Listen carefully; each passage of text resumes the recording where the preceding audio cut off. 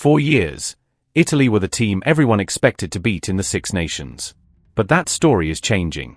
This is no longer just a rebuilding side, or a free win on the fixture list. Italy now have pace, power, and genuine match winners, and the question is no longer if they'll compete, but who they're going to catch out next. To understand how competitive Italy really are, we have to start with squad depth, because this is where games are won or lost over 5 rounds. Italy's strongest area is clearly their first 15, especially in the front row, the loose forwards, midfield and outside backs. Starting up front, Italy's front row has quietly become one of their most reliable units. We saw that clearly in the November tests against the Springboks, where Italy didn't get blown off the park at scrum time. Players like Fischetti, Nicotera, and Riccioni held their own against one of the most powerful packs in world rugby. And crucially, they're backed up by experienced options like Simone Ferrari at tight head, a prop who's played against stronger, more physical sides and understands test-level pressure. And that platform up front allows Italy's locks to really come into the game.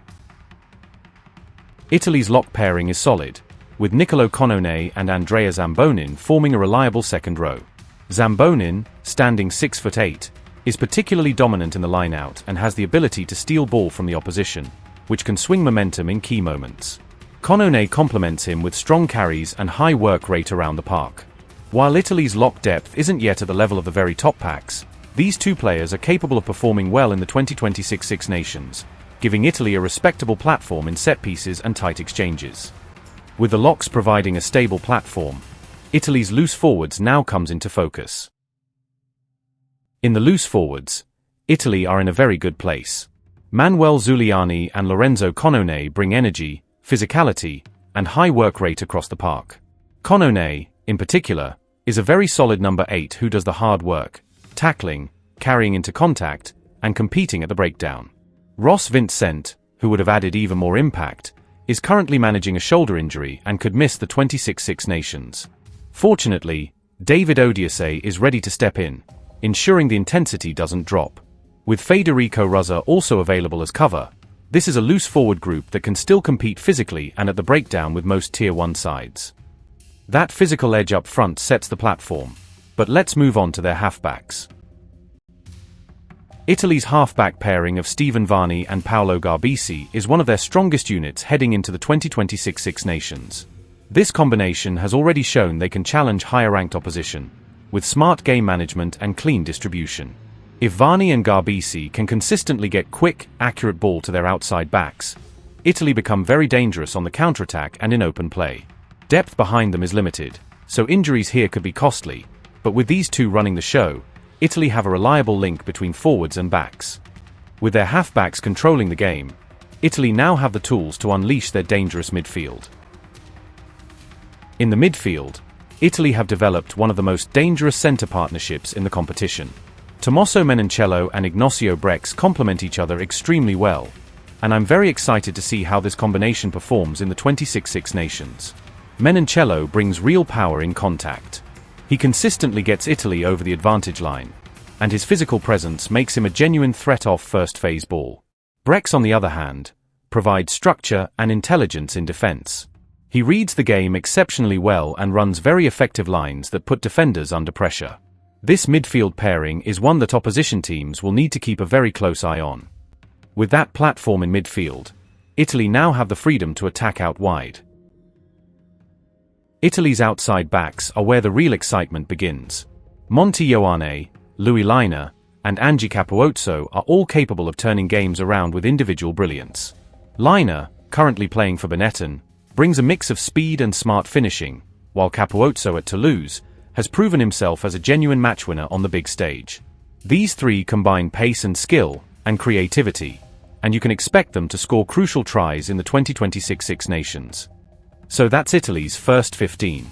Next we'll take a look at the bench, and see how deep this squad really is. Italy's bench gives them flexibility to handle injuries and tactical changes. In the forwards, they have solid cover, at hooker, Di Bartolomeo, props like Spagnolo and Ferrari, lock, Favretto, and back rowers, Ruzza and Odiase. For the backs, Pedrillo and Tommaso Allen provide reliable halfback and fly half cover. Most likely, Italy will go with a 6-2 split for the Six Nations. But if they opt for a 5-3, players like centre Leonardo Marin or winger Edoardo Todaro could add some real spark off the bench. This bench gives Italy enough depth to stay competitive, but they'll need their first 15 to perform consistently to win tough matches. Italy have slowly transformed into a team that can hurt anyone when they play to their strengths. Let's break down the 3 areas that make them dangerous this Six Nations. First up, their set piece. Italy's scrum and line-out have been much more reliable, giving them a stable platform. This is why they were able to hold their own against the Springboks last November. The forwards laid the foundation for some big attacking opportunities. Next, the breakdown. Italy's loose forwards and halfbacks are excellent at getting to rucks quickly, competing for turnovers, and slowing down opposition ball. This is why they were able to disrupt higher-ranked teams in last year's tests, forcing mistakes and creating counterattack chances. Finally, Italy's counterattack. With players like Capuozzo, Lynagh, and Ioane, they turn turnovers into tries quickly. This is why opposition teams had to stay alert last year. Even a single mistake could be punished immediately by these fast and skillful backs.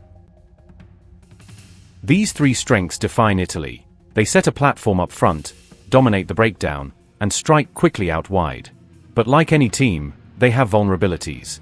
And that's what we'll look at next in Section 3, Weaknesses. Even with their strengths, Italy have areas that could cause trouble in the 2026 Six Nations. Let's break down the 3 biggest concerns. First, lock depth. Niccolò Conone and Andrea Zambonin are solid, but beyond them, Italy don't have many experienced options. This is why fatigue and injuries could become a problem against stronger packs, and why the line-out might not always be reliable under sustained pressure. Next, the front row. The starters hold their own, as seen against the Springboks, but injuries here could expose Italy. Loose head prop depth, in particular, is limited, and against top-tier scrummaging packs, the replacement options may struggle to maintain the same stability. Finally, half-back depth. Varney and Garbisi form a very capable pairing, but beyond them, options are limited. If either player is unavailable, Italy could struggle to maintain game control and clean distribution, which could hamper their attacking threat. These are Italy's key areas of concern. While the first 15 can compete, squad depth in certain positions will be tested in a long tournament. Next, we'll look at players to watch and predictions for where Italy might finish in the Six Nations. Now let's look at the players who could make the difference for Italy in the 2026 Six Nations, the ones who can turn matches on their own. First up, Ange Capuozzo. He's Italy's ultimate X-factor, a player who can change a game with one run. His footwork, pace, and ability to beat defenders make him a constant threat, and playing at Toulouse has given him elite-level experience to shine on the big stage. Lynagh is another player to watch. Currently at Benetton, he combines speed with excellent finishing ability. Against top-tier teams, he can exploit any space and is likely to be involved in Italy's crucial tries. Tommaso Menoncello brings power to Italy's midfield. His big carries consistently get over the advantage line, creating opportunities for the outside backs, and he forms a dangerous combination with Ignacio Brex.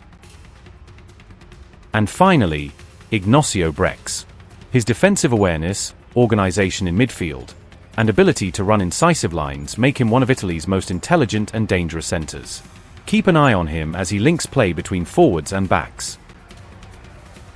These 4 players are Italy's main game changers, the ones who can create scoring opportunities or turn a match with a single moment of brilliance. Next, we'll wrap up with predictions for where Italy might finish in the 2026 Six Nations.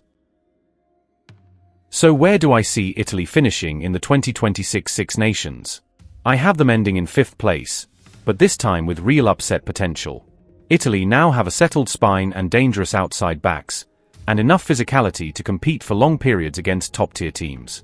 I wouldn't be surprised if they pick up at least one big win, and push 2 other teams very close. The reason I have them in 5th comes down to squad depth. Their first 15 can absolutely compete, but over long tournament, injuries in key positions like lock or halfback could hurt them. That said, this is no longer the Italy that teams expect to roll over. every side will need to be switched on. Italy are no longer the guaranteed win in the Six Nations. They have identity, confidence, and match winners across the park. If they stay healthy and execute their strengths, this could be one of their most competitive tournaments yet. But that's just my take. Where do you think Italy will finish in the 2026 Six Nations? And which Italian player are you most excited to watch? Drop your thoughts in the comments, I read them all. Next up in this series, we move on to Wales, and that one is going to divide opinions. Make sure you subscribe so you don't miss it.